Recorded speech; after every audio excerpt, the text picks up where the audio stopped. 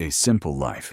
In a quiet rural village, a small family lived a simple but happy life. They did not have much, but they loved each other and appreciated everything they had. Hard work every day. Every day, the family worked hard together. The father worked in the fields, the mother took care of the home, and the children helped whenever they could.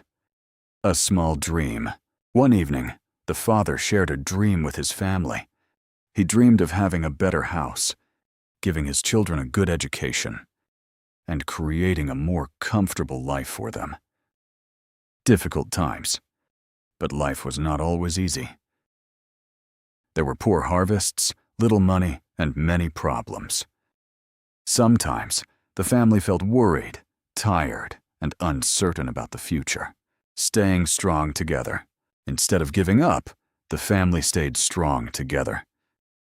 They supported one another, kept their faith, and continued working hard because they believed that better days were ahead.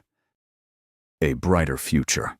Time passed, and their hard work finally paid off. Their dreams slowly became a reality. The family built a better life, proving that love, hard work, patience, and hope can change everything.